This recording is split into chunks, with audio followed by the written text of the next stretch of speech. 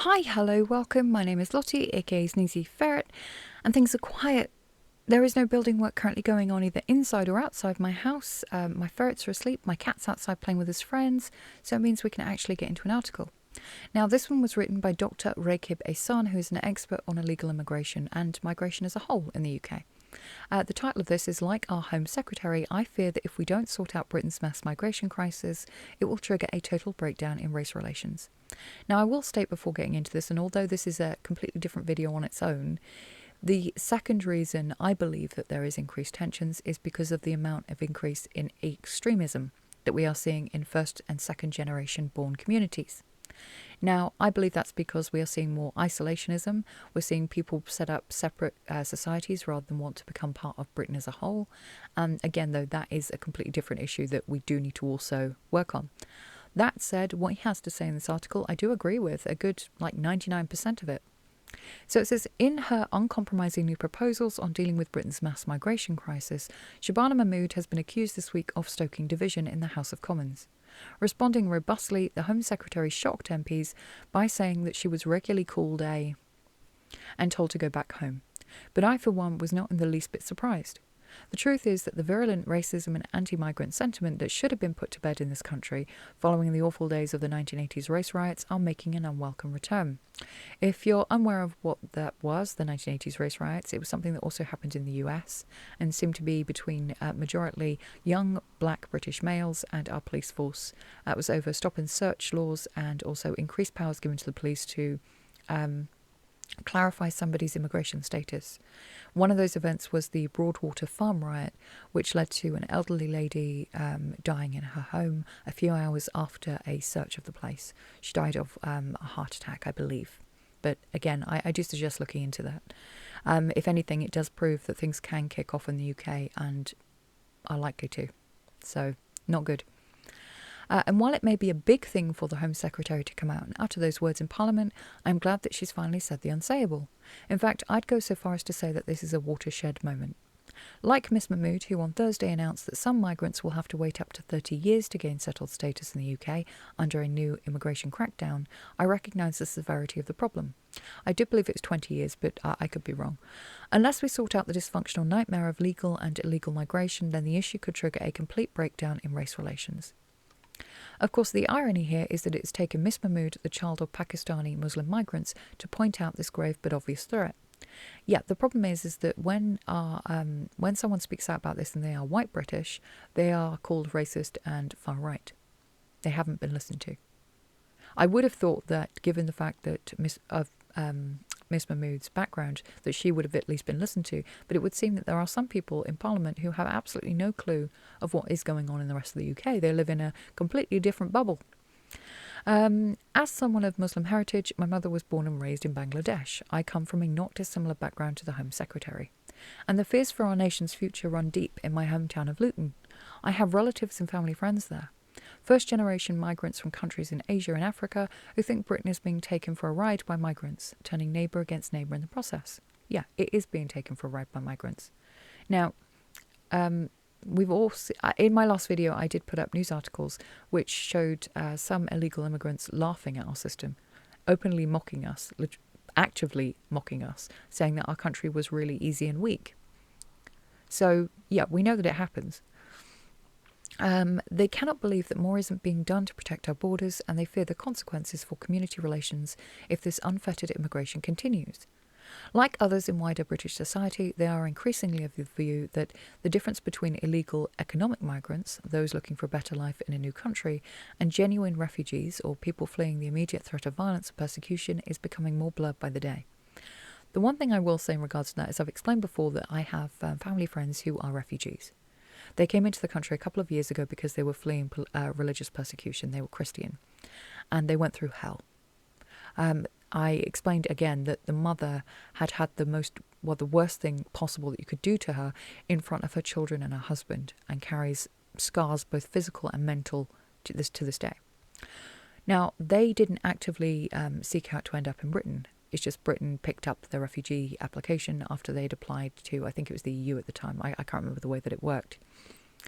And when they came here, they were not given everything that we see our illegal immigrants given today. They weren't. The local church community were the ones to help them find accommodation, to help them find work, and they both work in our NHS today. And they're both incredibly good British citizens. They have an English flag outside their house because they are proud of the country that took them in.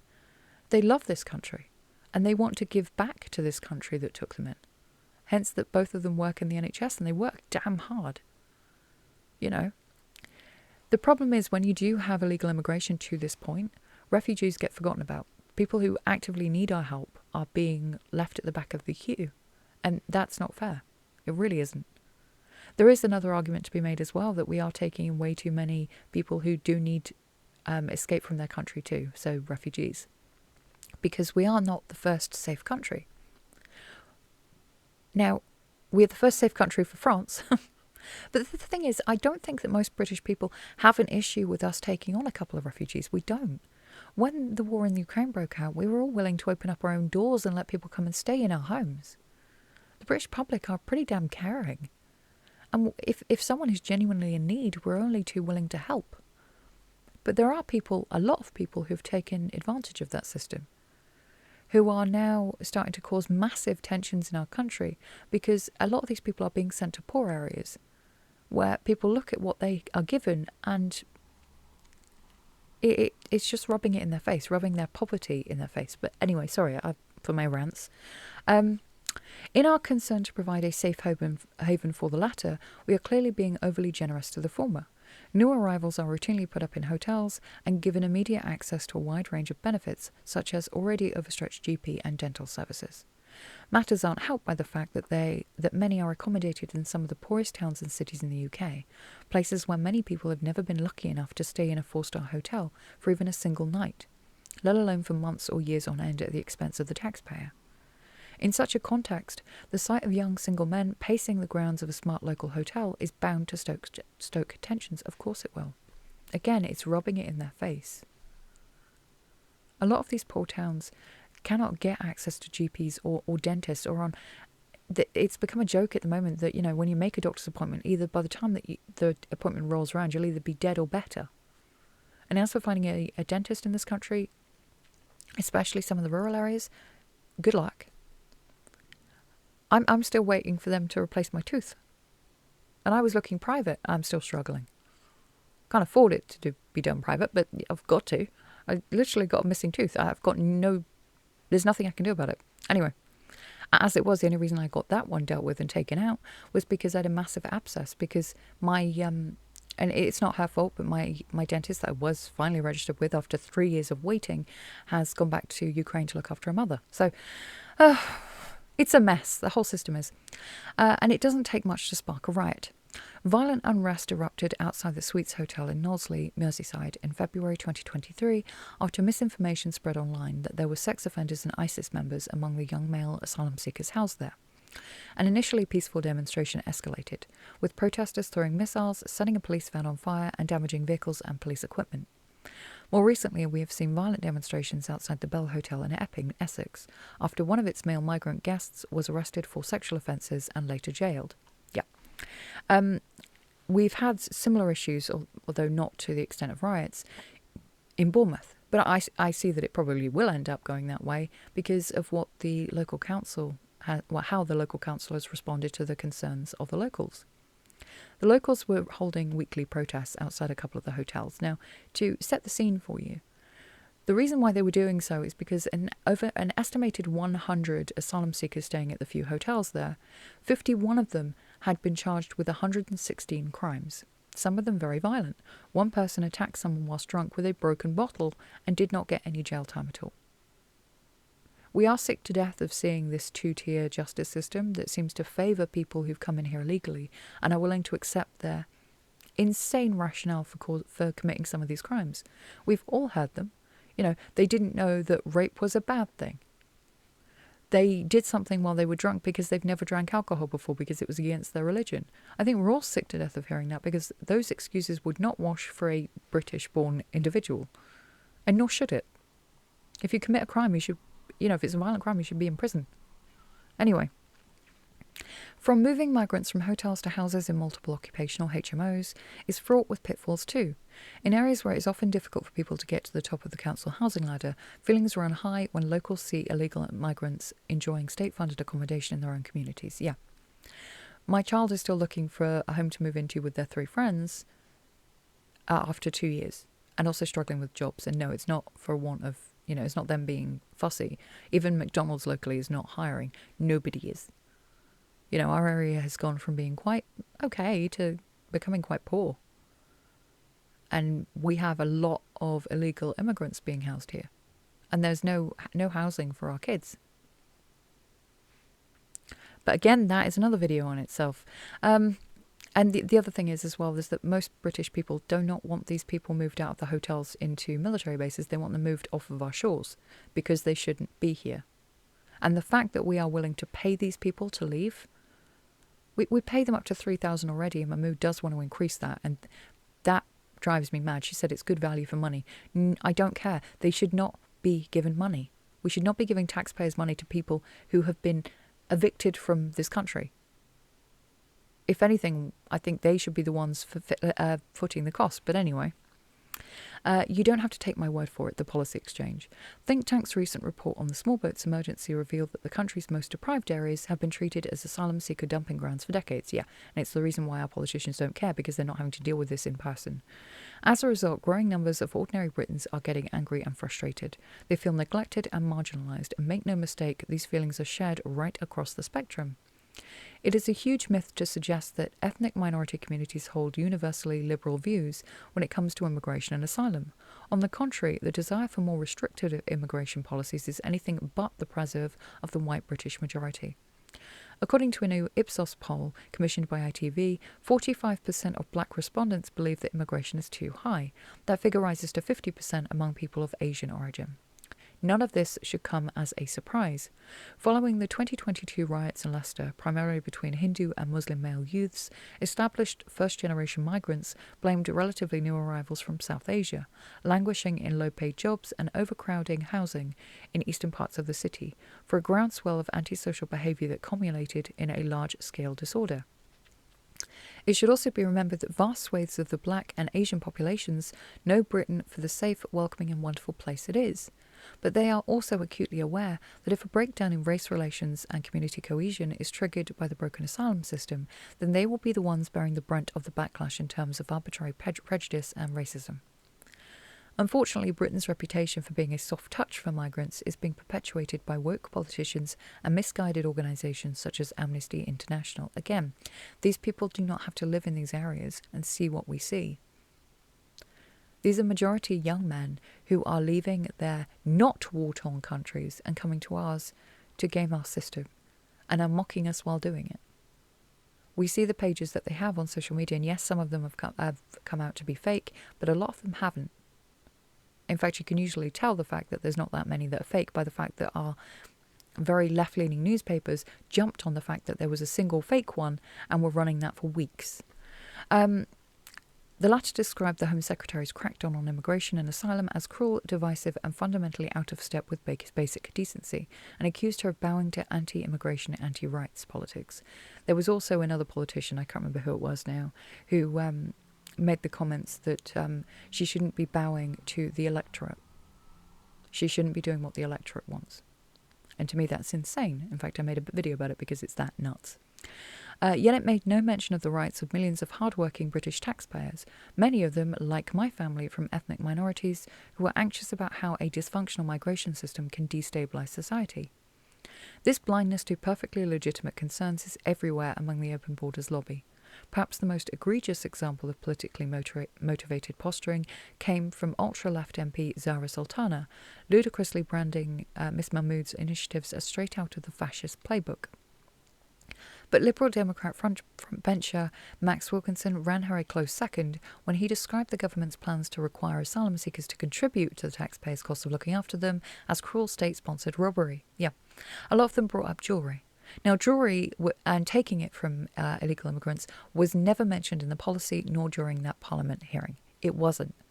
It was something that the left have made up to try to conjure up these images of these poor refugees who are having their rings taken off their fingers. Now, that is not what she said.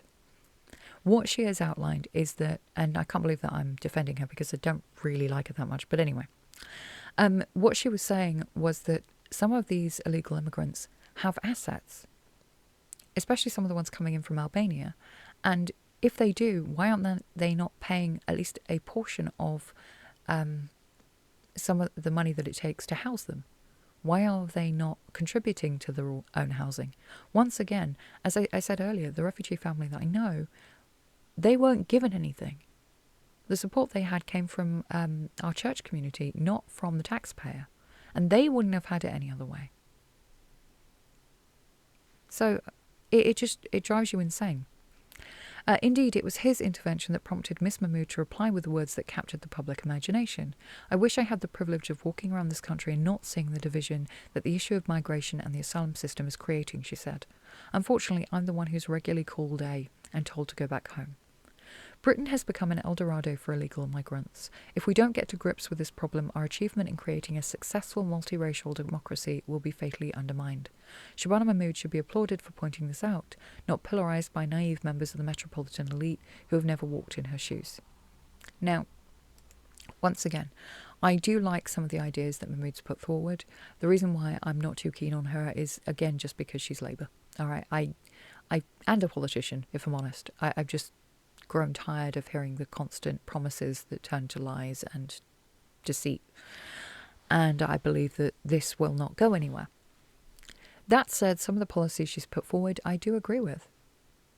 I don't think that it should be an issue that if someone who comes into this country for genuine help and they have assets in an existing country that they can liquidize to help pay for their care here, why shouldn't they be doing that? If people come in illegally, for example, and they are told to get out, they should not be allowed to come back in for the next few years, because then it would make them have to come in through the legal routes, the legal avenues. I'm just sick of it all. I'm sick of every person who who speaks up about this being labelled racist and far right. That's not what this is. It's common sense and rational. And the people who are claiming that it's racist and far right are living in very different bubbles than the rest of us. For example, they don't have to wait for dental and doctor's care. They have the privilege of being able to call the police, and the police will be there if there's an issue with them because they are privileged MPs. Us, for example, not so much. The rest of us have to live with this issue. And our overstretched resources, which are dwindling away with taxes being increased every single day. We see the increases of poverty all over the UK and more people being added to the mix who really shouldn't be here. It's not unkind to say, it's just rational. It's just common sense. The people in Bournemouth who were protesting the illegals staying there, again, they were labelled as racist and right-wing. I thought we were over that by now. I thought we'd gone back to listening to the electorate at least a little. I know that's not true, but I'd kind of hoped it. Ooh. I am really concerned that the next step in this country is civil war. Reason being is that our usual avenues of trying to get our point across to our politicians doesn't work. And it would seem that the left have taken over politics and everything else, and that there's no recourse for us anymore to create any form of lasting change. I don't know what the answer is. I do know that latest polls show that if we went to general election tomorrow, Reform would be in with a comfortable 46-seat majority. I think it's 46 seat, might be 43, but anyway. Labour should be running scared and trying to improve relations between them and the electorate, because they're the ones they're going to be relying on in a couple of years' time. Or if they keep on doing what they're doing, and it does go to a general election earlier, they can say bye-bye to ever being in power again. The same goes for Conservatives, who let the public down badly. Again, these parties were voted in on the promise that they were going to deal with illegal immigration. It was one of their big promises, and they did nothing. They do nothing. They're going to argue about this and argue about it until next year, and then nothing will happen, hoping that the public will simmer down a bit. It will not. If they think that we won't start rioting and everything else, and again, this is not me saying that I'm going to. It's not me even starting one. I've said before, I want peace in our country. But it will turn to that. It's inevitable. It's what happens in every nation across the globe. Whenever you don't listen to the public for long periods of time and you treat them so poorly and you keep just taxing them and giving them stuff they don't want, forcing new mandates on them that they don't want, stuff like the digital ID, eventually people will break. And it does happen in smaller areas across the UK. We have seen local level riots. I'd expect to see national ones very soon if this continues. My own thoughts are that it will probably kick off after Christmas, because then you've got one whole year with nothing to look forward to, a bleak and grey year with increased taxes, increasing prices on literally everything that you need to just barely survive, and no hope. I don't think I'm wrong. I want to be. Again, I want to live in a peaceful country where we don't give a damn about what somebody looks like. We all just kind of are together in this country because we all want to be part of what I have named Britain's story. But I want it to unveil and go on for a long time in the future. But there are people that want to destroy it, who see no need for history, who see no need for society, for culture. Or at least not Britons, anyway. I'm going to leave this video here. I love you all very much. Please take care, and I shall see you all in the next video. Bye-bye.